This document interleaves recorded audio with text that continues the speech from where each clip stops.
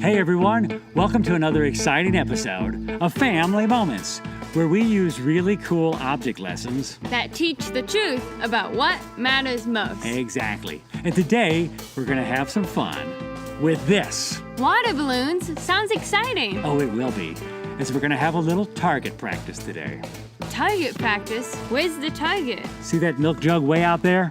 No problem. I was the pitcher on my softball team, remember? Yeah, we're not ready for that part yet. They didn't call me Super Sadie for nothing. Well, don't get ahead of yourself here. She looks in, gets a sign, winds up, and fires! Oops. Sorry, Dad. Yeah.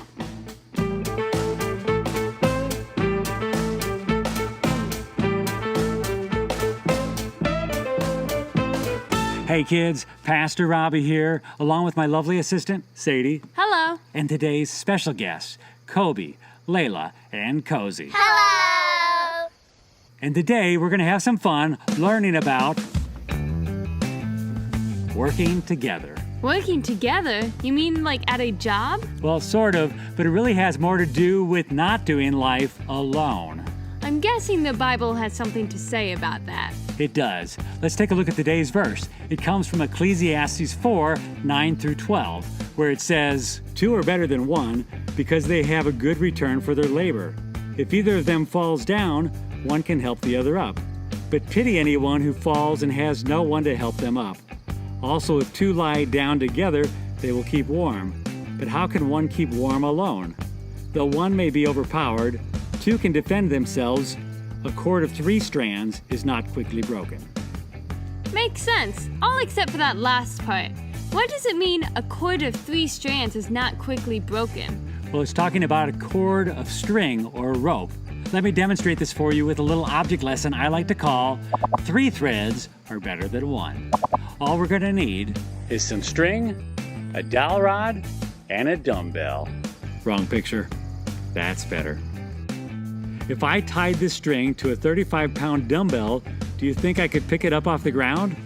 With that little piece of string, I doubt it. You're probably right, but let's give it a shot anyhow. See, I told you. Yeah, but what if we took 2 pieces of string? I don't know. I still highly doubt it. Let's give it a shot. Okay, that was a little better, wasn't it? Barely. Is there a point to this object lesson? Well, this verse says that a cord of 3 strands is not quickly broken. What if we took 3 pieces of thread and wove them together like this? Now, let's see what happens. Wow, that was impressive. Now are you starting to understand? Yeah, if I ever feel lonely, all I need is a dumbbell, a ball of string, and I'll be fine. Not even close. Let me demonstrate this for you with real people. You mean Kobe, Layla, and Cozy? Exactly. We already have our milk carton target out there. I want to give each one of you a water balloon and see who can throw it and hit the target or even go past the target. No problem. I know you used to be a softball pitcher, but if you'll look, I moved the milk carton even farther away. Holy smokes, that's a long throw. Come on, let's go. Fortunately, we've got some pretty ambitious competitors. First up is Cozy. Cozy, are you ready? Oh yeah, here goes nothing. Nice try. I think the sun was in my eyes. Maybe next time. All right, next up is Layla. Come on in, Layla girl. Are you ready? No problem, this should be a piece of cake. Let's find out. Nice try. I think I slept on my arm wrong last night. That's too bad. All right, well, nice try. Next up is Kobe. Kobe, come on in here. I got one question for you. Are you ready to give it a shot? Yeah, let's just put it this way. I'm surprised they don't make me buy a license for carrying guns like these.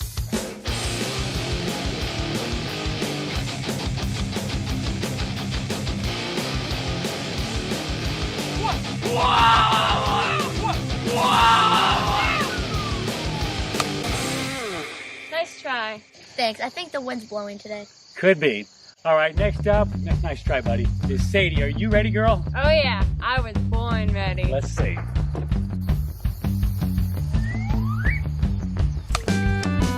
Are you sure those are regulation water balloons? Yeah, that's the problem. Okay, now let's try 2 people. Sadie, why don't you and Kobe grab this towel? We're gonna have you hold it, put a balloon in the middle, and we're gonna spring this thing out and see how close we can come. Come on, Kobe, you ready? 1, 2, 3. Wow, that was a lot closer. Can we try it again? Maybe later. But I really think we can do it with the blanket. We don't have time for that right now. The Bible says that 2 are better than 1, but let's see how well 3 people do. 3 people? What do you have in mind? I just happened to bring this handy dandy water balloon launcher, and it takes 3 people. You can hold one hand. Kobe, put your hand right in there. Put your elbows straight out. Layla, bring me a water balloon. And we're gonna put this baby right in here. Hold it straight out. We're gonna launch it back. Are you ready? Don't move, don't move. That was amazing. It went way past the milk carton. Now do you understand what a cord of 3 strands is all about? Yeah, we can accomplish a lot more with others than doing life alone. Working together is a beautiful thing. So, Sadie, what did you learn today? I learned that we weren't meant to do life alone, and 2 are definitely better than 1. Exactly. And 3 people working together form a cord that's not easily broken and are able to do pretty amazing things. Very good. Speaking of amazing things, why don't we give it one more shot with the water balloons? Sure thing, but the milk carton needs to be put back up. No problem, I'll get it. Just give me a second. Come on. I still think we can do it with the blanket. Come on, Kobe. Okay, load it up, girls. 1, 2, 3!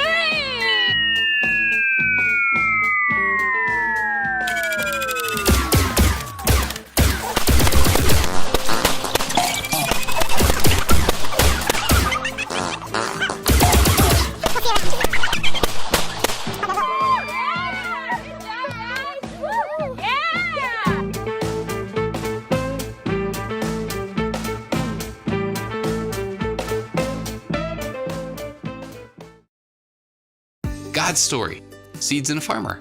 So a part of God's story is about some seeds and a farmer, and it goes like this.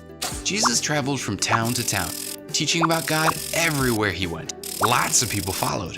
One day, a huge crowd came to see Jesus. So many people that Jesus had to get into a boat while the people stayed on shore, so everyone could see and hear him. Jesus helped people to understand what God is like by telling stories. We call those stories parables. That day, Jesus told this parable. A farmer went to his field to plant some seeds. Some seeds fell into a path. Before these seeds had a chance to grow, some birds flew in from out of nowhere and ate the seeds up. Some seeds fell into stones and rocks. These seeds started to grow, but their roots couldn't go deep enough to get water. And when the sun came up the next day, it burned up the plants. Some seeds fell among thorns. They grew, but so did the thorns, until the thorns got so thick they blocked out the sun and rain. Still, other seeds fell into good soil that was perfect for these plants to grow. These seeds grew into big, tall plants, and they made seeds of their own. And those seeds became big, tall plants too. Eventually, those seeds grew to produce many times what was planted. When he had finished, Jesus said, "Whoever has ears should listen." But not everyone who heard the parable understood it. The disciples came to Jesus and asked, "Why do you use stories when you speak to people?" And Jesus explained that just because people hear information about God doesn't mean they understand it. But sometimes when we hear a story about God, we can understand something about him that we didn't understand before. Well, people must have still been confused because Jesus went ahead and explained the story of the seeds and the farmer. The farmer scattering seeds was like Jesus telling people about God's plan to rescue them. Remember the seeds that were eaten by birds? They're like the people who've heard about God's rescue plan, but didn't understand. They never got a chance to learn about God or start to follow him. The seeds that fell into stones and rocks, these were people who heard and believed in God for a little while, but they gave up when following God was hard to do. Their faith wasn't very deep, like the roots of the plant weren't very deep. What about the seeds that fell among thorns? These were people who heard, believed, and started to follow, but they couldn't trust God with their whole life. Their worries and selfishness stopped them from growing, just like thorns block the plants from getting sunlight and water. And finally, the seeds in the good soil. They're the people who hear and receive Jesus' rescue, and then they follow Jesus, and their faith keeps growing no matter what happens in their lives. They grow strong and healthy and help other people to follow Jesus too, just like plants that grow and produce seeds to make other plants.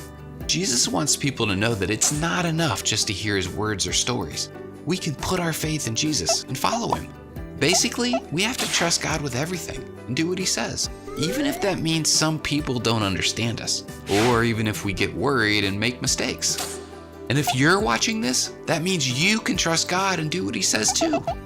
And that's the parable of the seeds and a farmer. So in case you missed it, here's the quick version. Jesus told stories called parables.